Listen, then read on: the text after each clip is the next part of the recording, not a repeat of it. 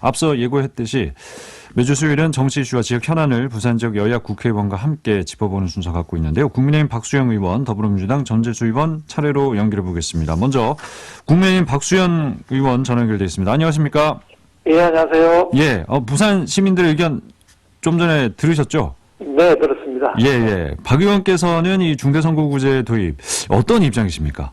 네, 이게 이제 대통령께서 중대선거구 말씀하신 거는 지난번 총선에서 우리가 득표율로는 8%밖에 안 졌거든요. 예. 근데 의석수는 103대 180, 무려 73석이나 차이가 났었습니다. 네네네. 8% 같으면 300명의 8%니까 2석, 3석 차이가 나야 정상인데, 네. 이렇게 많이 차이가 나니까 이건 좀 표의 등가성이라고 하는 어려운 용어를 그렇죠. 씁니다만 등가성에 맞지 않다. 그리고 이제 사표가 많이 생기지 않습니까? 한 예. 사람만 당선, 40%로 당선되면 나머지 60%는 전부 사표가 되는 거죠. 네네네. 그래서 이제 말씀을 하신 건데, 이제 양당 구도가 해소되는 데는 사실 뭐 2명, 3명 뽑게 되면 도움이 되는 건 사실이고 소수 정당이 나올 거고요. 예. 우리나라 이제 다당제로 움직이게 될 것인데, 예측하듯이 지역주의는 이게 좀 지역별로 편차가 있습니다. 즉, 영남에는 지역주의가 해소될 수 있을 겁니다. 2명 네. 뽑게 되면 민주당이 한 사람 당선될 거라고 보는데, 네네. 호남은 저희 당 후보들 득표율이 10%도 안 되거든요. 예. 그러니까 2명을 뽑든 3명을 뽑든 우리 당은 하나도 당선이 안 될 가능성이 있기 때문에 호남에서의 지역주의는 타파 내지는 해소되기는 매우 어려운 거 아니냐. 뭐 이런 생각을 합니다. 그래서 중대선거구제를 포함을 해서 예. 표의 등가성을 찾고 그 사표를 방지할 수 있는 다른 방법을 찾아야 되는데 네.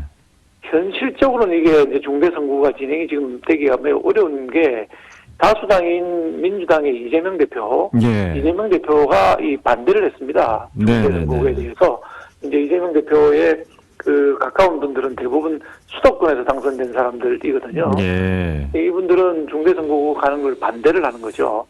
그래서 제1야당의 대표가 반대하고 제1야당이 반대하면 우리가 이제 그걸 계속 추진해 나갈 동력을 얻기는 어려울 것이다 이렇게 보고 있습니다.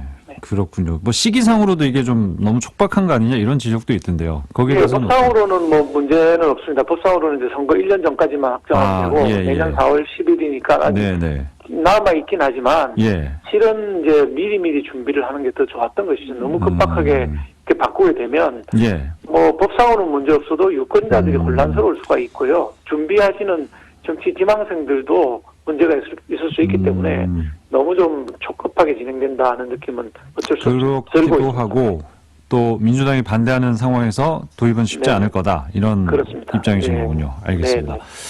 자, 그리고 지금 국민의힘 당권 경쟁 관련해서 이 후보들 간에 뭐 여러 가지 이야기들 많이 나오고 있습니다. 의원님께서는 뭐 많은 후보들 중에 가장 안정적으로 당을 이끌 후보 누구라고 좀 보고 계십니까? 저는 뭐 김기현 전 원내대표가 가장 안정적이라고 보고 있습니다. 예, 왜 그렇습니까? 예. 이제 저 원내대표가 우리 의원 당선되고 난 다음에 3분이 지나갔는데 이제 그 중에 가장 안정적으로 잘 운영을 하셨습니다. 그때 필리버스터도 1번으로 나서서 우리 의원들 사기를 충전시켜 주셨고, 또 법사위원장 우리가 못 가져올 줄 알았는데 협상을 통해서 법사위원장을 가져오고, 상임위원장 한 명도 없었습니다, 처음에. 7개 상임위원장을 또 찾아오고 하는, 협상도 할 줄 알고, 투쟁도 할 줄 아는.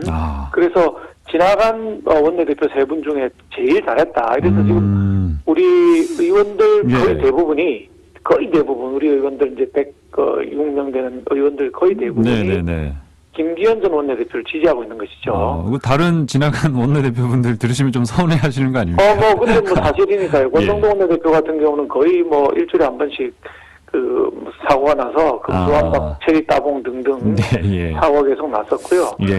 뭐 그런 일들이 있었습니다. 이제 또 중요한 게 하나 더 있는데 하나 더 말씀드리면 대통령하고의 관계. 그렇죠. 윤심을 가장 잘 반영할 수 있는 대표가 될 수 있다. 이런 또 그 얘기가 나오고 있지 않습니까? 그렇습니다. 이제 저희가 아픈 추억을 갖고 있는 게 이제 그 이준석 전 대표거든요.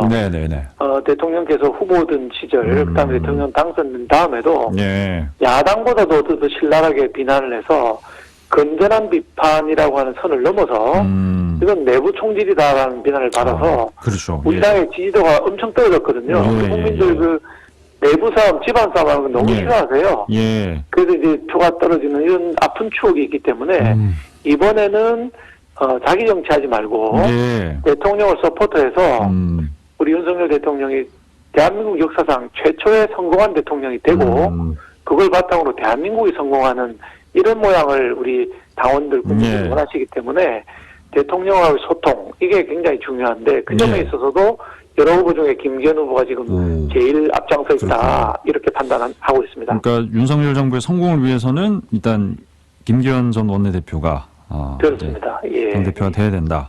근데 그 당심이 조금 다른 걸 나타내고 있지 않습니까? 나경원 지금 저출산 고령사회위원회 고령사회위원회 부위원장이 당심에서는 좀 앞서는 걸로 이렇게 나오는데, 예, 거기에 대해서는 어떤 입장이십니까? 지금 뭐 또 사의 표명에서 출마를 지금 공식화하고 있는 그런 상황 아니겠습니까? 네, 지지율이라는 거는 이제 막 시작이기 때문에 선거는 3월 8일 날에 있습니다. 그래서 아직 한 달 이상 2달 이상 남아있기 때문에 괜찮은 상황이라서 지지율이라는 건 얼마든지 변할 수 있는 것이고요. 그 나경원 원내대표 전 원내대표는 우리 당의 아주 소중한 자산입니다. 4선의 여성 의원 거의 없거든요. 4선의 여성 의원이고 오랜 정치 생활을 해서 내공이 굉장히 깊습니다. 그래서 어떻게 본인이 처신하는 것이 윤석열 정부의 성공 또 우리 당의 성공, 대한민국의 성공일 것인지를 아마 지금 깊이 고심하고 계실 것이고 아마 현명한 판단을 조만간 내리지 않겠느냐 이런 생각을 저는 하고 있습니다. 나경원 부위원장이 대표가 되면 윤석열 정부의 성공과는 좀 다른 길이 뭐 펼쳐지는 겁니까? 어떻게 되는 거예요? 나경원 대표 같은 경우는 지금 현재 현역 의원들 중에 지지하는 의원이 아무도 없거든요. 그래서 의원들 지지가 굉장히 중요하고 아까 말씀드린 두 번째가 이제 대통령과의 소통 문제인데 이번에 이제 뭐 대출 탕감 이런 문제 관련해서 부위원장이시니까 위원장인 대통령과 협의가 있어야 되고 이게 돈이 16조 원이 드는 사업인데 경제부총리하고도 예산 문제를 협의를 했어야 되는 것이거든요. 그런 부분이 이런 있어서 것들이 좀 이제 원만하지 못했던 걸로 봐서. 근데 왜 당심은 그렇게 나올까요? 왜 그렇게 나온다고 보십니까? 오랜 정치를 했고 이제 뭐 일종의 셀럽이죠. 셀럽에서 지지자가 있지만 인지도가 높지만 그 30%라는 것도 정말 우리 당원들 투표인지를 알 수가 없는 것이고 2달 뒤에 또 그대로 나온다는 보장도 없고 지금 김기현 후보가 18.5%고 나경원 후보가 한 30%인데 이번 주말이면 이제 25% 정도로 김기현 후보가 올라갈 것이라서 거의 차이가 없어지고 시간이 지날수록 그 격차가 좁아질 것이기 때문에 지금 숫자는 크게 의미가 없다라고 보고 있습니다. 알겠습니다. 근데 유승민 전 의원은 또 대통령실이 나 부위원장에게 너무 폭력적이고 뭐 집단인지 학교 폭력 이런 단어가 있으면서 지금 상황을 굉장히 비판하던데. 그렇죠. 유승민 전 의원은 금도를 넘어서 이 내부 총질 이준석 전 대표와 더불어서 당을 위한 당을 위한 건전한 비판을 넘어서 뭐 내부 총질에 가까운 막말에 가까운 얘기들을 그리고 자기 정치하는 그런 그렇죠. 자기 정치만 하시는데 뭐 본인도 뭐 5대5로 했던 경기지사 경선에서 김은혜 의원한테도 졌지 않습니까? 뭐 본인 지역권 대구에서도 인기 없고 수도권에서도 인기 없는데 자꾸 강한 발언만 하시는 거는 당에 결코 도움이 되지 않는다. 알겠습니다. 이런 말씀드리겠습니다. 주제 좀 바꿔서요. 이재명 대표가 어제 검찰에 출석을 했습니다.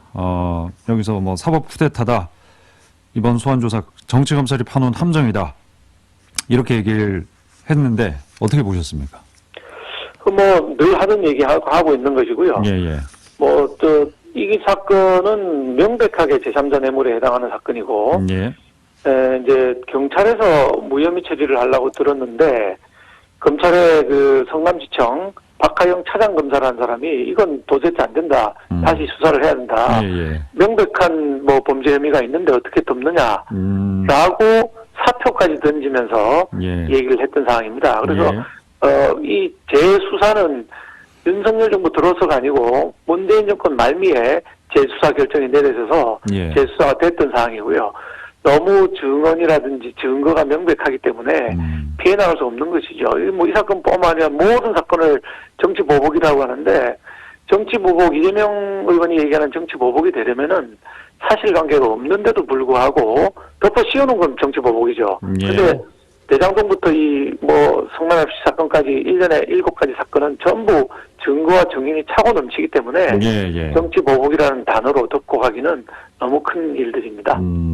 그 경찰이 불송치 결정을 했던 이재명 대표의 아들 성매매 의혹, 뭐 불법 도박 혐의 이거 검찰이 재수사 지시를 했는데 이 부분도 마찬가지라고 보시는 겁니까 그러면? 그러니까 7가지 사건들 전부 다 지난 정권에서는 덮고 넘어가려고 했던 것들이 많거든요. 그런 것들은 누구나 법 앞에 평등해야 되기 때문에 뭐 야당 대표든 야당 대표 아들이든 대통령 후보든 상관없이 전부 수사를 하고 그에 마땅한 처벌을 받아야 됩니다. 그게 법치주의고 그게 법 앞에 평등이죠. 알겠습니다. 예. 오늘 시간 관계상 또 여기까지 들어야 될 것 같습니다. 네, 말씀 잘 들었습니다. 고맙습니다. 네, 감사합니다. 네, 국민의힘 박수영 의원이었습니다.